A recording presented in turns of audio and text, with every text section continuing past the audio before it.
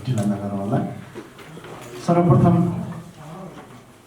विभिन्न यस हुनुभएका मिडियाका साथीहरू, पत्रकारजीहरू सबैलाई चाहिँ र अन्य मित्रहरूलाई पनि स्वागत गर्दै आजको यस मिस नेपालको यस सुर्खेतमा प्रेस मिट कार्यक्रममा स्वागत गर्दै लाई चाहिँ अलिकति फरक किनभने पोहोर साल आउँदाखेरि हामी एक्स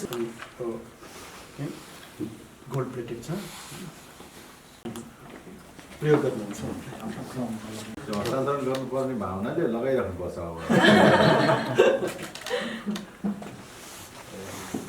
किनभने त्यहाँ चाहिँ स्कुलको पनि चाहिँ दयनीय अवस्था थियो। स्कुलको लागि चाहिँ पूर्वाधार बनाउनु पर्नेलाई चाहिँ हामीले चाहिँ राखेका छौँ। जुन क्राइटेरियामा चाहिँ अब आफ्नो शैक्षिक योग्यताको हकमा +2 गरेको र चाहिँ नेपाली नागरिकता प्रमाणपत्र प्राप्त गरे मिसै भएर चाहिँ बसेको हुनु पर्यो। त्यसैले चाहिँ विवाह गर्नलाई चाहिँ हतार नभनेर बसेको हुनु पर्यो। विवाह गर्नलाई चाहिँ विवाहित हुनु भएन विकास गरेको हुन्छ। आजभोलि सोसियल मिडियामा चाहिँ हुनेछ।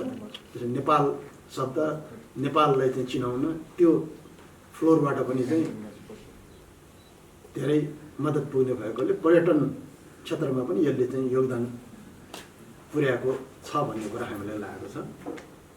अब लाई पनि हामी धेरै धेरै धन्यवाद दिन चाहन्छौँ।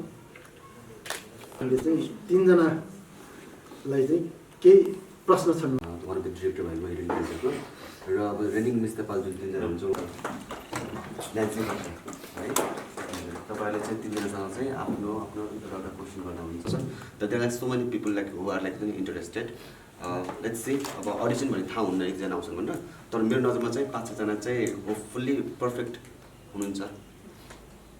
यो यहाँ चाहिँ विभिन्न विधाका महिलाहरू यङ लेडिजहरू आएर वुमेनहुड सेलिब्रेट गर्ने एउटा ओपन प्लेटफर्म सेलिब्रेसनको खोलिदिनु हुँदो रहेछ होइन। यहाँ कि त डक्टर्स मात्रै होइन, म एन्टरप्रेन्योर ब्याकग्राउन्ड मात्रै होइन, नाची मेन्टल हेल्थ एडभोकेट मात्रै होइन, सबैजना अगाडि आएर अहिलेका समक्ष भइरहेको इस्युजहरूलाई लिएर कुर्सी के त्यस्तो भइरहेको छ म यहाँ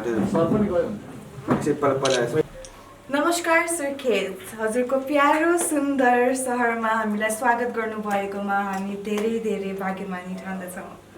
फेरि पनि सुर्खेत आउने मौका जुरेको छ, साह्रै नै खुसी लागेको छ। उहाँले भन्नुभएको जसरी त्यही भएर हाम्रो लास्ट रिजनल अडिसन चाहिँ यहाँ आएर टुङ्गाउने बाटोमा छौँ। त्यही भएर हाम्रो डेट र डिटेल्सको विषयमा चाहिँ हामीहरू मिस नेपाल 2023 को खोजीमा छौँ र हाम्रो मिस नेपाल 2023 को यात्रा कस्तो हुन्छ भन्ने जानकारीको लागि यहाँहरूले भोलि हाम्रो साथ जोड्न सक्नुहुन्छ।